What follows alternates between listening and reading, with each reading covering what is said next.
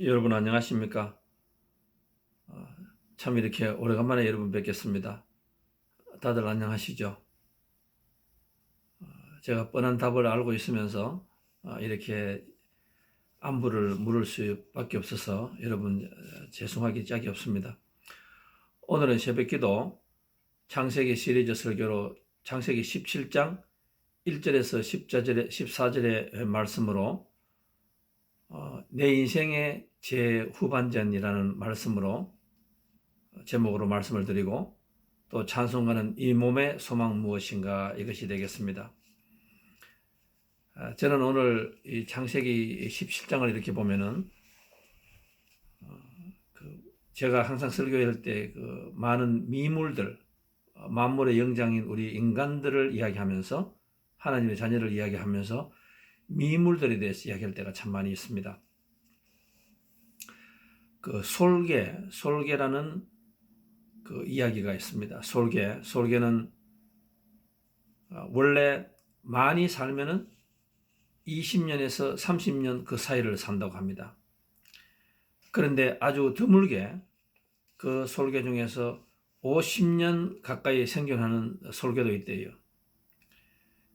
많은 사람들이 연구를 했답니다. 조류학자들이 왜 똑같은 종류의 솔개가 어떤 새는 자연 상태에서 25년을 살고 마지막을 하지만은 또 다른 새들은 50년을 살아가고 있습니다.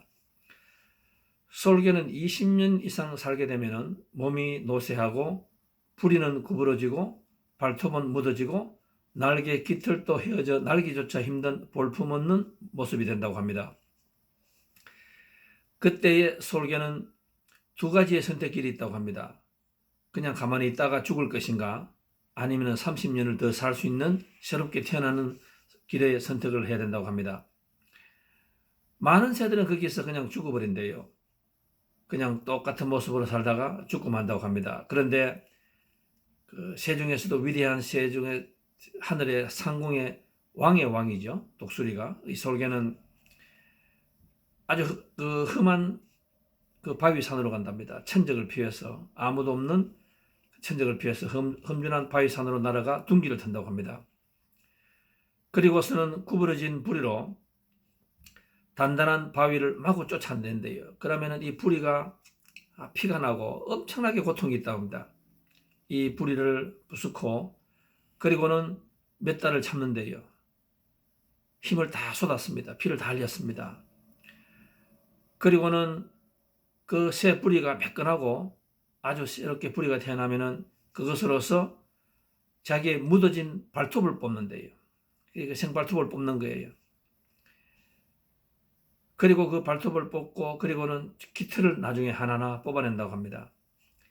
이 인고의 시간이랍니다. 참고 견디고 얼마나 고통이 심하겠습니까? 그러나 새로운 부리가 나오고 발톱이 나오고 이제는 날아가는 새들을 잡을 수가 있습니다. 그리고 잽싸게 상공을 날아서 고기를 잡고 짐승을 잡아서 이 발톱으로 날카로운 발톱으로 가서 또 새로운 날개로 날기 시작한답니다. 새로운 삶을 시작을 한다고 합니다.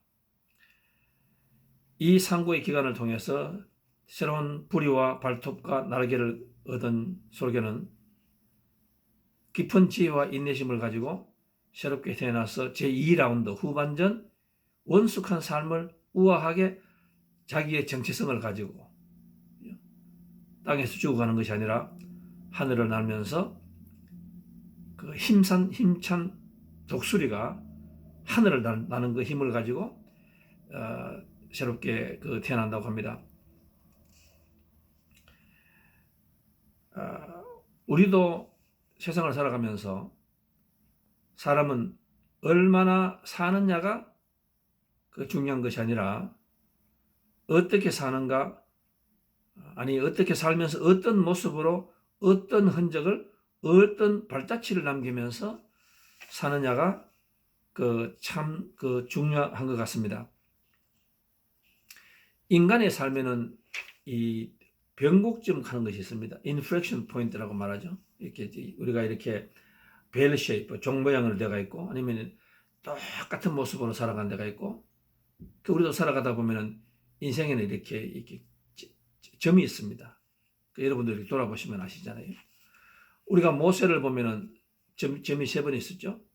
40대에 살인자의 누명으로 미디안 광야로 쫓겨나가고 거기에서 죽은 듯 살다가 그러나 삶을 열심히 살다가 길을 열고 눈을 열고 살았습니다. 80살에 시내산에 올라가서 그 십계명을 받고 사람이 변하고 사명을 받지 않습니까? 그리고 120살까지 살았다. 이렇게 점이 이렇게 세 가지가 있습니다. 변곡점. 모든 인간은 다 변곡점이 있는 것 같아요. 기원 전, 기원 후가 있습니다. 성경에서는 이것을 새로운 피조물이라고 말하죠. 고린도후서 5장, 이사야서 43장. 또 다른 말로 하면은 크로노스와 카이로스다. 이 사도 바울이 가장 많이 한 말 아닙니까? 다메섹 선상에서.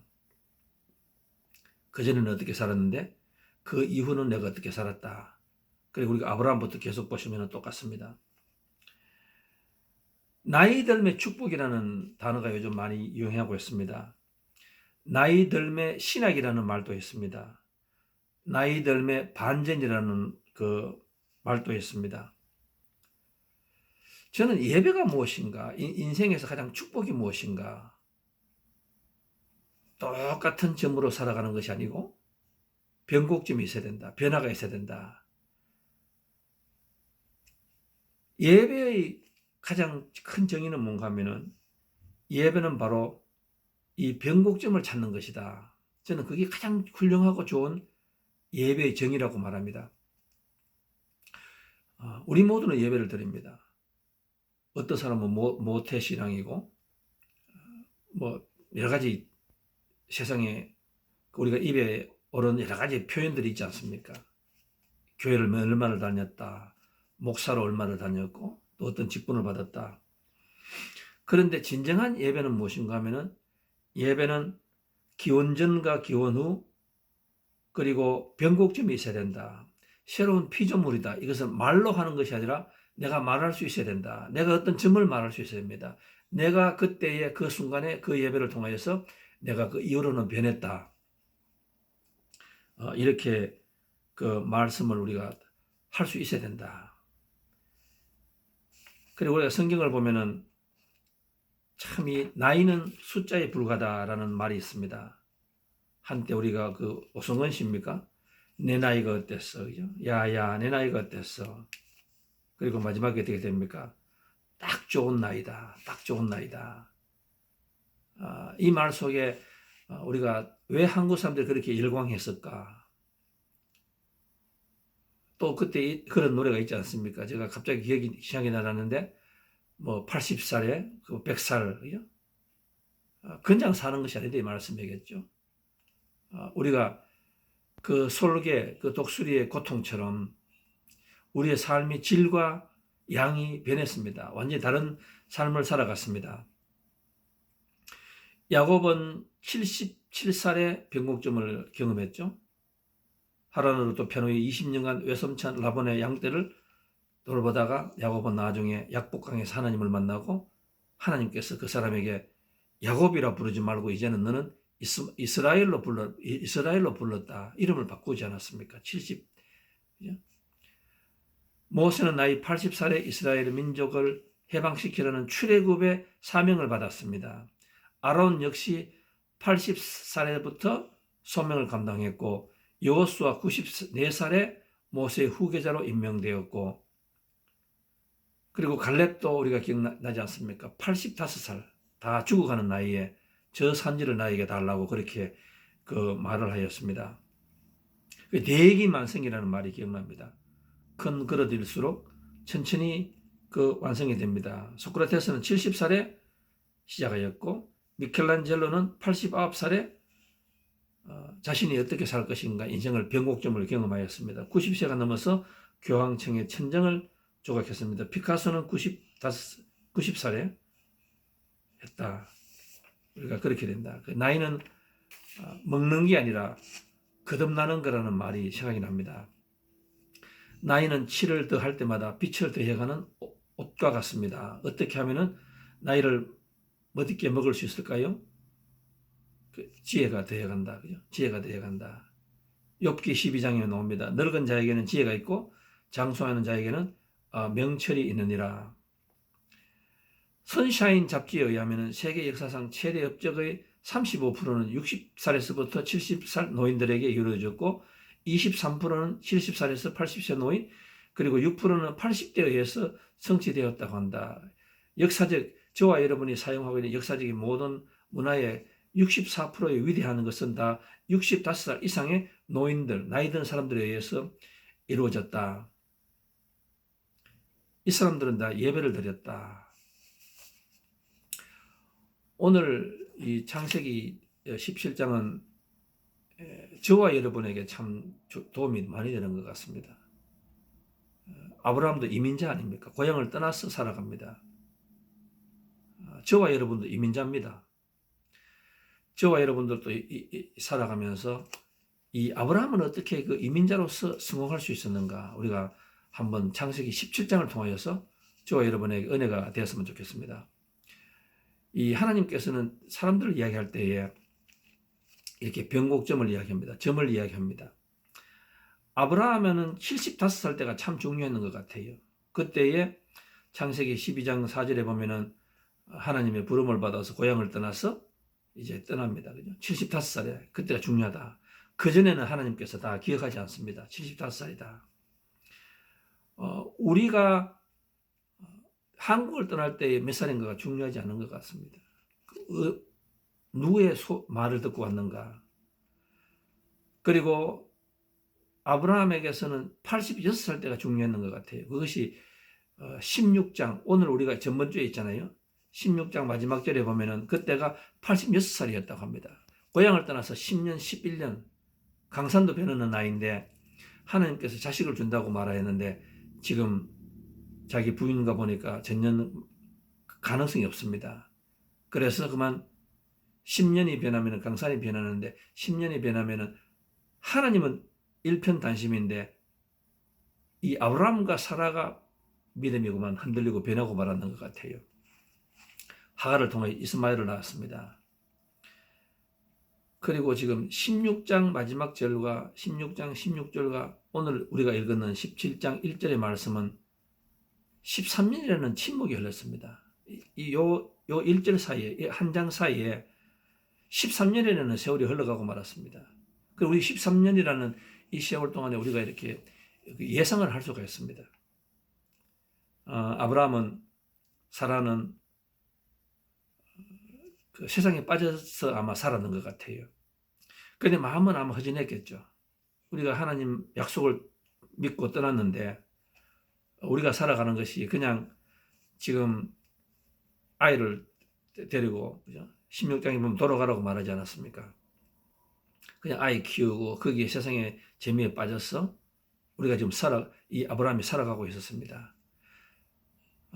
현실과 이상 사이에서 꿈과 이상은 소망은 다 사라져버리고 아브라함은 그냥 세상에서 뚜벅뚜벅 무거운 마음, 무거운 발걸음으로 이렇게 살아가고 있는 거예요.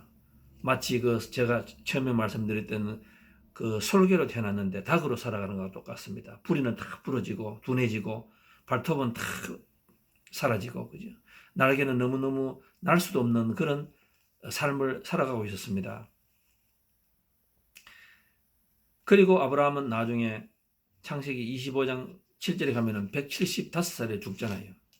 그래서 오늘 여기가 지금 나이가 지금 99살이래요. 99살.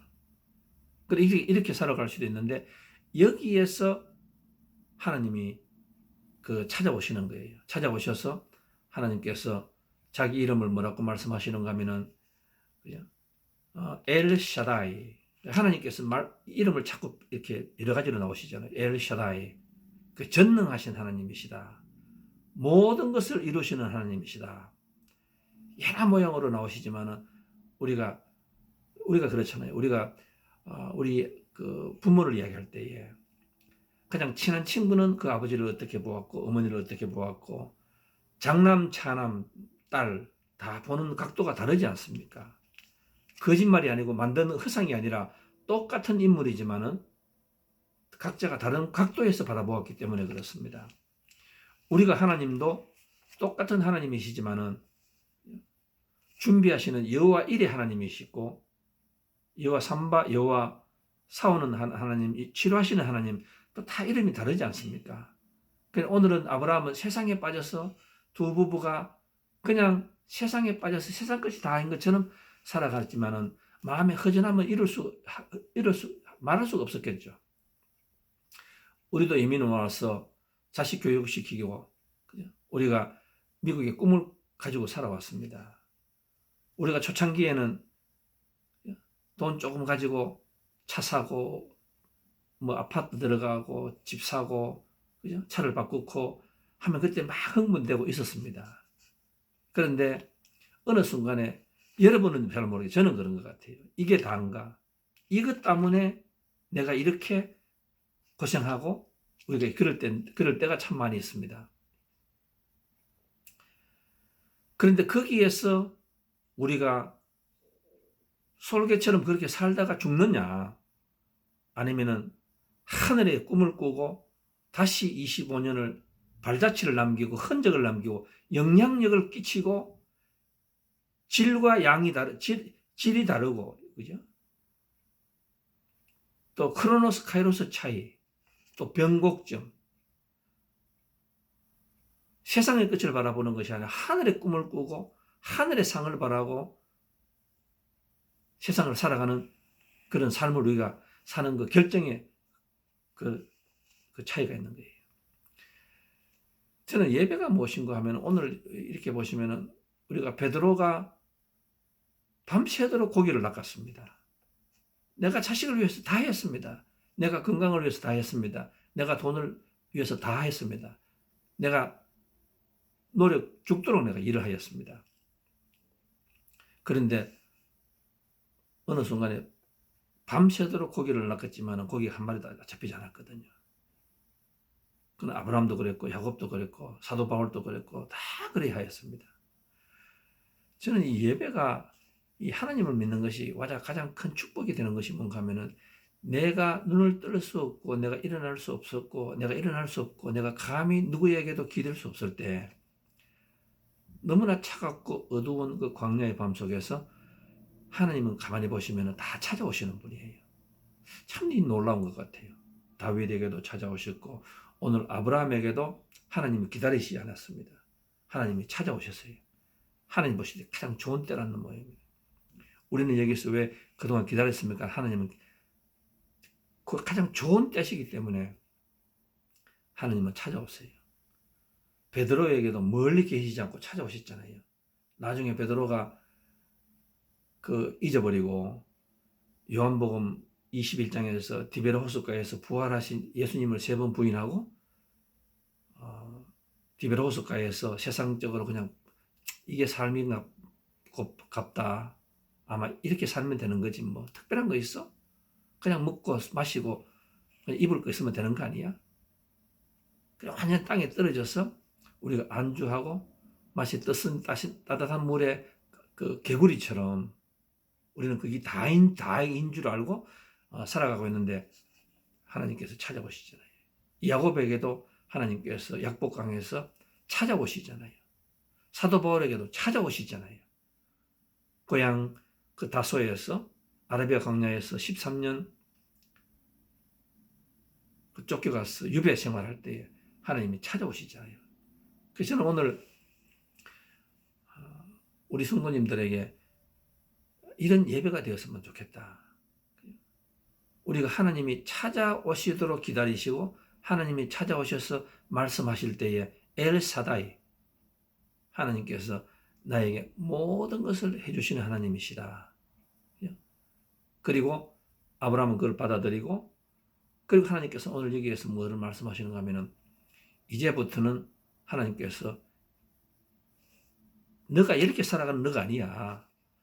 너가 이스마엘을 가지고 너 육적으로 낳은 아들을 가지고 그냥 이렇게 사는 세상에 빠져서 사는 그게 너 그걸 위해서 내가 너를 부른 거 아니야. 너 그걸 위해서 너와 나를 박 목사 너를 한국에서 여기까지 와서 지금까지 오게 하신 하나님 아니야. 왜 그렇게 살아? 이렇게 말씀하시고, 때로는 하나님께서 그것이 안 되니까 모든 세상의 모든 것을 스탑하게 하시는 때가 있는 것 같아요. 강제적으로. 하나님은 바라보기에 침묵하게 그런 때를 주시는 것 같아요. 가끔은. 너무 바쁘게 살아가고 너무 세상에 쫓아가니까 하나님께서 이 모든 걸 스탑을 하시는 것 같아요. 그런데 우리가 거기서 그냥 죽으면 죽으리라, 이대로 죽으리라, 이렇게 살아가면은 되는 것이 아니라 하나님 말씀을 듣고 하나님께서 엘샤다이로 오셨다. 그리고 하나님께서는 오늘 오셔가지고 이름을 바꿔주십니다. 하나님께서 엘샤다이 전능자 하나님이라는 말은 성경에 48번 나온답니다. 그런데 이 말씀은 어디에 제일 많이 나오는가 하면은 욥기에 제일 많이 나온대요.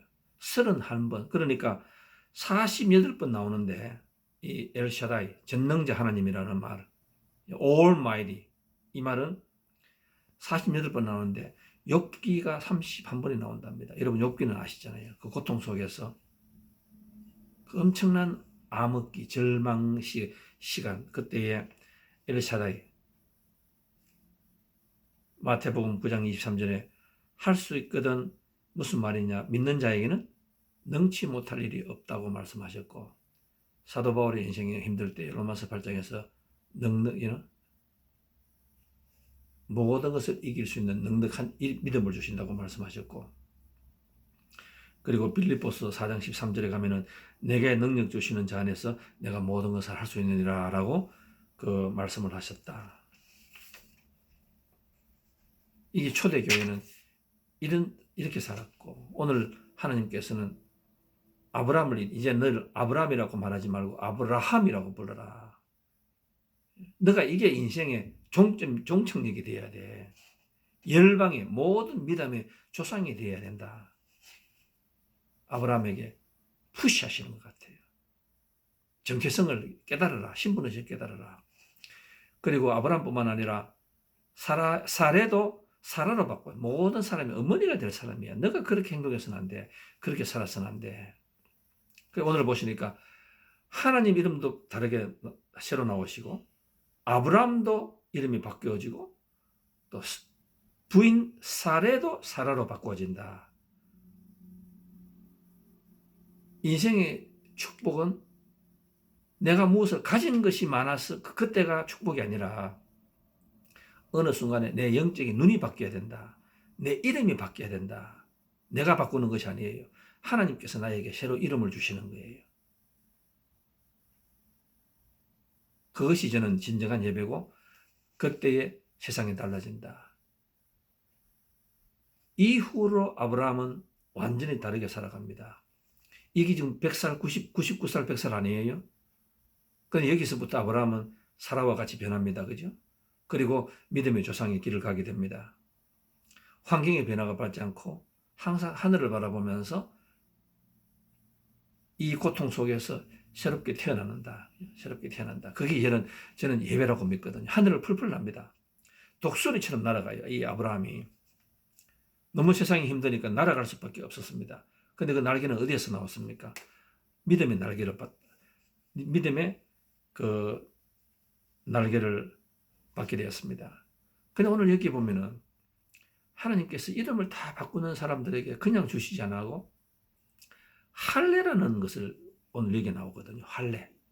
17장은 참 중요해요. 여러분이 할례라는 말은 무슨 말인가 하면, 그러니까 하나님의 새로운 이름 엘사다이를 바라볼 수 있는 내 영의 눈은 내 인생 자체가 변할 때 일어나는 거예요. 내가 이제는 아브라함이 아니고 아브라함으로 되는 거예요. 근데 나만 변하는 게 아니에요. 사례도 사라로 변하는 거예요. 근데 거기에 보면 또 같이 이렇게 따라 나오는 것이 뭔가 하면은 이 할례라는 말이나 할례라는 말은 여러분 아시잖아요. 근데 이 할례라는 말은 여호수아에도 나오고 하나님께서 꼭 이렇게 중요한 시대 때 할례를 시키게 하시거든요. 제가 참 궁금했습니다. 왜 이름을 바꾸면 할례를 했을까? 그것이 뭔가 하면 할례는 일단은 아픕니다. 고통이에요. 여러분 그 당시에 그 마취약이 있었겠습니까? 제대로 된 수술 도구가 있었겠습니까? 이 아브라함이 할례를 향하고 그리고 이 집에 있는 사람들도 다 할례를 받으라 그랬잖아요. 그러니까 그 당시에 우리가 알잖아요. 아브라함에게는 잘 훈련된 318명의 남자들이 있었습니다. 그러면은 이 아무리 빨리 한다고 제가 그냥 좀 실질적인 어떤 감정을 제가 도입하기 위해서 제가 이렇게 말씀드리니까 용서해 주시기 바라겠습니다. 말이 300명이지 그 부싯돌로 그 부분을 자른다는 것이 시간이 얼마 걸리겠습니까? 그러면 300 몇 명을 하면은 시간이 제가 볼 때는 7시간, 8시간 걸렸을 것 같아요. 그러면 피가 낭자했을 것 같아요. 그리고 그 고통 소리가 굉장히 많았을 것 같아요. 내가 하나님의 엘샤다이의 말씀을 듣는 거. 우리는 교회에 나와서 예배를 드리면서도 근성으로 하나님은 그런 분이야. 하나님은 저 울타리에서 나를 바라보는 분이야. 하나님은 할 수 있는 게 빤해. 우리가 하나님을 한계를 정해버리잖아요. 하나님의 모습을 우리 스스로 다 그려버립니다. 그런데 우리는 그 아픔을 통해서 또 아픔밖에 없는 것 같아요. 그럴 때 우리는 하나님이 정말로 어떤 하나님인가 내 가슴으로 품는 내 모든 것을 맡길 수 있는 내 모든 아픔을 감당할 수 있는 그 하나님이 나를 위로하시고 나를 희망의 소망의 길로 안내하시는 불기둥 구름기둥의 하나님을 내가 가슴으로 영접하게 돼요. 그 하나님 마침내 다가옵니다. 그때부터 내 인생이 변하기 시작해요. 그리고 내 이름이 변합니다. 그리고 돌아가면서 우리가 그때 그 아픔 속에서 그리고 오늘이 그날이 됐어요. 그날이 그 아픔을 통해서 그 고통을 한다. 그 할례는 무슨 말인가 하면은 그 고통 속에서 내가 이것밖에 안 된다. 이거 없으면 안 된다. 이걸 내가 가장 보호하고 싶은 거. 이것을 잘라서 버리는 거예요. 잘라서 버리는 거예요. 그리고 거기다가 누구를 데리고 옵니까? 엘샤다이. 하나님을 데리고 오고 내 인생이 변했다. 그러니까 우리는 그 아픔 속에서 다 한다. 그러니까 이 아픔, 이 13년이라는 이 아픔, 이 시간, 그죠? 하나님이 침묵하시고, 말씀도 일절 안 하시고, 약속의 아들 이삭이 아니라 육의 아들 이스마엘을 데리고 그냥 세상 재미에 빠져서 살아가는 이 사람에게 하나님께서 아브라함을 부르셨다. 그 잊혀진 계절이라 잊혀진 세월 13년 동안에 아브라함은 그렇게 세상에서 인간의 끝이 되었지만은 하나님께서 찾아오신다. 그래 잊혀진 계절이라고 말하니까 우리가 하박국도 그렇고 다윗도 모세도 80살 주님도 바라보시고 요셉도 13년이고 사도 바울도 13년이고 야곱도 다윗도 15년이고 이 사람들마다 잊혀진 계절이 있어요. 근데 그것은 뭔가 하면은 하나님께서 우리를 진짜 하나님을 바라보게 찾기 위한 그 시간이고 내 이름이 변하고 내 가정의 이름이 변하는 그리고 이제는 내가 하나님의 상을 바라보고 면류관을 바라보는 삶을 살아가는 제2의 전환점에 그 삶이 된다. 근데 오늘 여기 보면 하나님께서 이 아픔을 통하여서 순종합니다. 아브라함이 저는 이 대단한 것 같아요. 한 사람도 빼지 않고 질문 없이 순종해요. 이 아픔을 순종합니다. 하나님 왜 이런 바이러스를 주셨습니까? 하나님 왜 이런 아픔을 주셨습니까? 왜 실패를 주셨습니까? 반항하고 우리가 그런 것이 아니라 그냥 침묵 속에서 내 자신을 침묵할 때에 내가 변한다. 그죠? 내가 변한다. 이게 허송세월이 아니라 나를 살리는 그 아픈 그 세월이다. 그래 아브라함은 여러분 새로 태어납니다. 완전하게 새로 태어납니다. 저는 그 아브라함의 이것을 볼 때마다 오늘 창세기 17장을 보면서 새롭게 보이는 하나님, 그리고 내가 제일 처음에 신앙을 가질 때에 그 흥분된 하나님, 나의 모든 삶을 책임져 주신다는 하나님, 그리고 내 이름이 변하는 거예요. 내가 삶이 변하는 거예요. 사무엘 울만의 청춘 유스라는 시가 있습니다. 그 시는 이 시를 보고 많은 사람이 변했다고 말하잖아요. 어느 흑인이 이 시를 듣고 알파벳을 익히는데 벌써 글을 배우기 시작해서 101살에 자신의 책을 펴내서 베스트셀러가 된 이야기도 있습니다.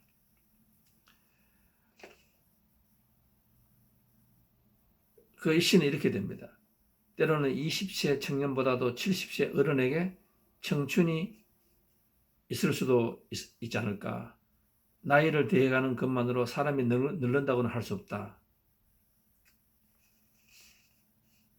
이 청춘이라는 어느 인생의 기간을 말하는 것이 아니라 마음가짐을 뜻한다. 인생의 깊은 샘에서 솟아나는 신선함을 뜻하나니 청춘이란 두려움을 물리치는 용기 아니함을 뿌리치는 모험심, 그 탁월한 정신력을 뜻하나니 때로는 20살보다도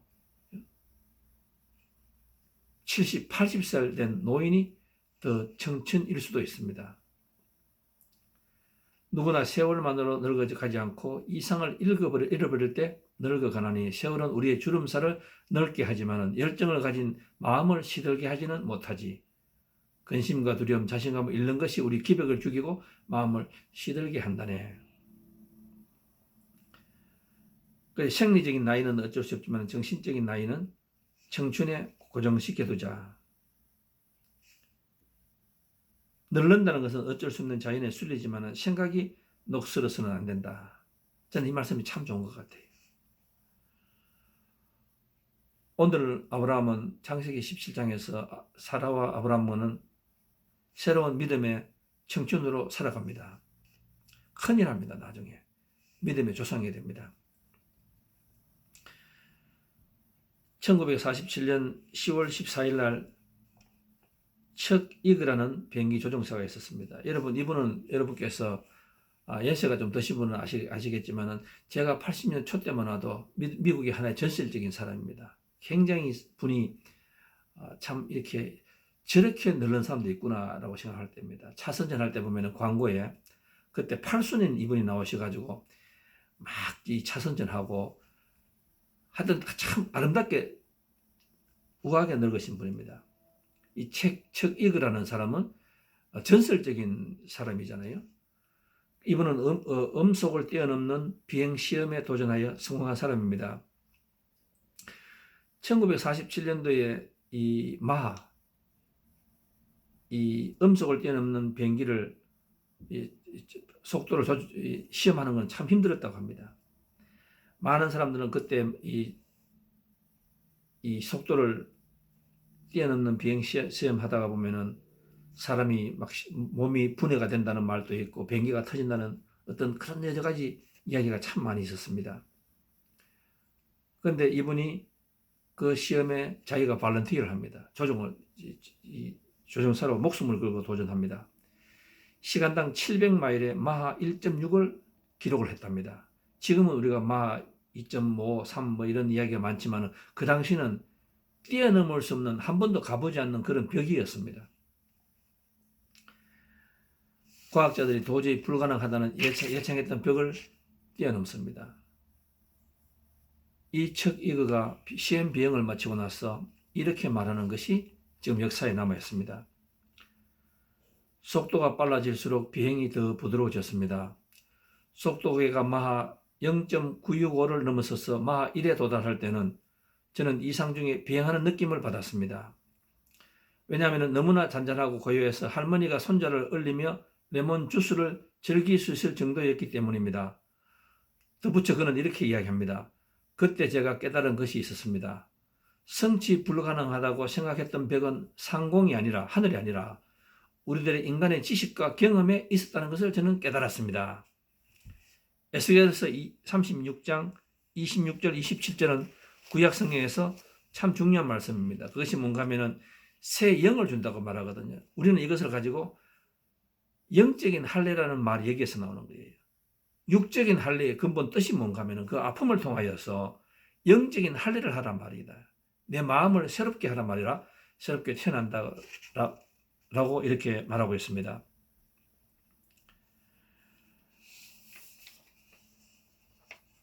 사랑하는 성도 여러분, 우리는 이 아브라함을 보면서 또 아브라함 이름을 가진 많은 사람을 보고 아브라함 링컨 대통령을 봅니다. 제가 여기서 설명을 하지 않겠습니다. 얼마나 많이 죽고 얼마나 많은 아들을 또 아픔이 있었는가 우리는 알고 있습니다. 또 록펠러가 있습니다. 카네기가 있습니다. 다 위대한 삶을 사는 사람들입니다. 근데 이 사람들이 처음부터 저 사람들 아니라 많은 실패를 한 사람들입니다. 많은 아픔을 가진 사람들입니다. 육체적인 아픔을 가진 사람들이 잃어버리는 것이 많이 있었던 사람들입니다. 그런데 이 사람들은 어느 날 하나님을 자기가 평상시에 아는 하나님이 아니라 새로운 하나님 엘샤다이를 만나는 사람입니다. 멀리 계시는 하나님이 아니라 내 삶에 살아계시는 하나님을 만난 사람입니다. 내가 변했습니다. 록펠러는 55살 때부터 변했습니다. 지금 록펠러 재단이 세계에서 가장 유명하고 카네기 재단이 가장 유명하다. 저는 어느 날 어느 분이 이렇게 말하는 것을 봤습니다. 이민 생활은 길을 가는 것이 아니고 길을 닦는 것이다. 미국에서 성공한 어느 분이 그렇게 말을 했습니다. 이민 생활이라는 것은 길을 가는 것이 아니라 길을 닦는 것이다. 근데 그럼 우리는 어떻게 길을 닦아야 됩니까? 우리 한국 사람은 다른 사람이 하는 사업체, 다른 사람이 하는 모습을 따라갈 때가 참 많이 있지 않습니까? 그럼 우리는 똑같은 모습을 살아갑니다. 도토리 키재기 모습을 살아갑니다. 그런데 아브라함은 아브라함으로 태어나면서 창세기 17장에서 모든 사람들과 구별된 삶을 살고 그 단체가 아니라 새로운 혼자 하나님의 자녀로 살아가기 시작하였습니다. 오늘 저와 여러분들도 아브라함과 같이 이민자이지만은 똑같은 쳇바퀴 도는 삶이 아니라 하나님께서 때로는 우리에게 스탑을 하라고 말씀하시고 새로운 우리의 신분의식, 새로운 꿈을 꾸라고 말씀하고 있습니다. 새로운 꿈을 꾸면은 세상이 달라지고 우리 영적 시야가 달라지고 내 일상이 변하는 것 같아요. 내 일상이 변하는 것 같아요. 저는 이걸 오늘 강조하고 싶습니다. 꿈을 가지지 않으면 내가 가는 직장이나 내가 가는 삶이 하나도 감사가 없고 재미가 없습니다. 내가 꿈을 가질 때 내가 인생을 개척하기 시작해요. 그럼 누구의 길을 따라가야 됩니까? 하나님께 물어보면서 하나님께 불기둥, 구름 기둥을 가지고 우리가 따라가야 됩니다. 우리는 잘 살려고 이곳에 왔습니다. 자녀 교육의 보장을 위해서 왔습니다. 그러나 이제부터는 우리가 하늘의 상을 바라봐야 됩니다. 갑절의 축복이라는 말을 우리가 욥의 말만 우리에게도 있어야 됩니다. 멸류관 또 30배, 60배, 100배 축복의 단어를 우리가 사용하기 시작해야 됩니다.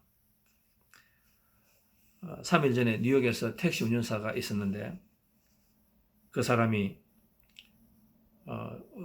현찰로 76,000불의 돈이 들어가 있는 이 가방을 찾아서 경찰에 신고하였다라는 기사를 제가 본 적이 있습니다. 사람들이 물었습니다.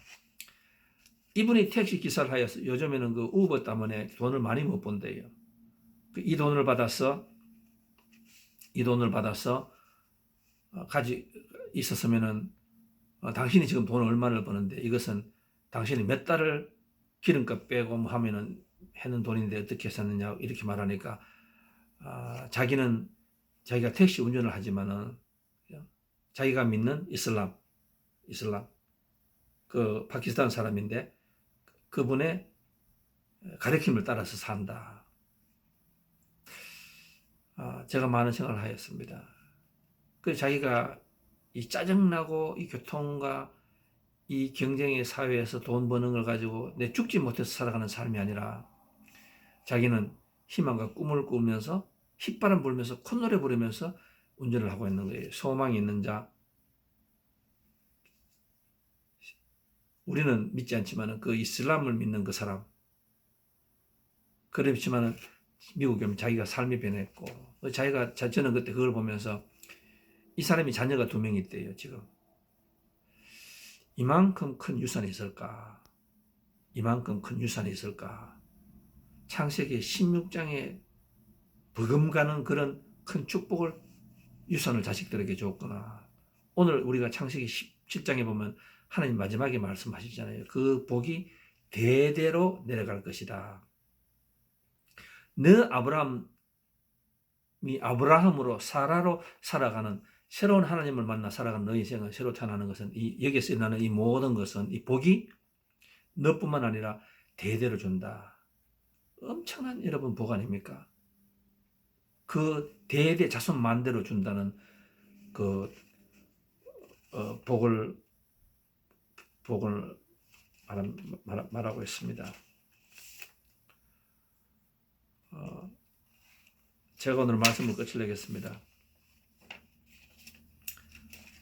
어떤 선교 잡지에서 읽은 이야기인데 아프리카 오지의 의사 선교사님이 한 분이 계셨습니다. 클리닉을 운영하고 계시는데 어느 날 흑인 청년이 20살 될까 말까 한 청년이 밀림 정글에서 도끼를 가지고 나무를 찍다가 잘못 찍어가지고 발등을 찍었습니다. 피가 막 터졌습니다. 근데 이 밀림에서 정글에서 도움을 받을 데가 없으니까 갑자기 생각나기를 이 한국 선교사님, 선교사님 클리닉, 아주 원시적인 클리닉에 도움을 받겠다 싶어서 그 피 흐르는 발을 나무 이파리로 움켜쥐고 3인 다음에 25리 가량을 이렇게 걸어왔더래요.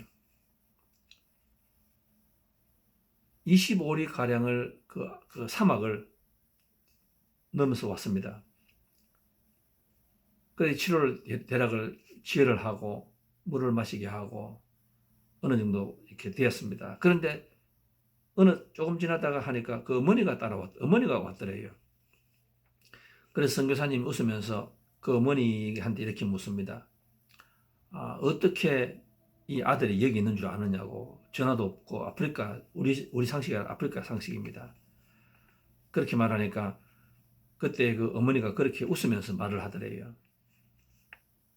자기가 25마일 전부터 아들의 핏자국을 보고 따라왔지요. 아들의 그 핏자국을 보고 어머니가 따라왔는 거예요. 그때 그 선교사님이 자기가 엄청난 충격을 받았답니다. 아들의 피를 보고 따라왔다. 우리는 때로는 믿음 생활하면서 예수님께서 우리를 위해서 보혈의 피를 흘리는 것이 보이지 않습니다. 그렇기 때문에 우리 인생이 이렇게 힘이 든 것 같아요. 있어도 불평하고 없으면 좌절하고 그러니까 하나님은 참 멀리 계시고 믿지만은 인생이 답답하고 세상에 빠져가 살아갈 때가 참 많이 있습니다. 우리가 오늘 고통 가운데에서도 우리의 앞날을 위해서 예수님께서 핏자국을 흘리는 그 핏자국을 보며 따라가야 되겠다. 하늘 아버지의 자녀의 아들 십자가 그를 따라가고 우리가 앞길을 가는 거예요. 알고 보고 가는 것이 아니라 믿고 바라보고 상상하면서 우리가 그 길을 따라가는 겁니다. 그러면은 대의사, 가장 큰 훌륭한 의사가 우리의 모든 것을 치료할 수 있는 거예요. 오늘 저와 여러분들도 이 창세기 27장에 이름이 새롭게 되고 고통 가운데서도 하나님을 내 마음으로 영접하고 이제 모든 것을 따라가고 그리고 그 길에서 30배, 60배, 100배 자산 대대의 축복을 함께 누리시는 저와 여러분 되시기를 주님 이름으로 간절히 소망드리겠습니다. 감사합니다.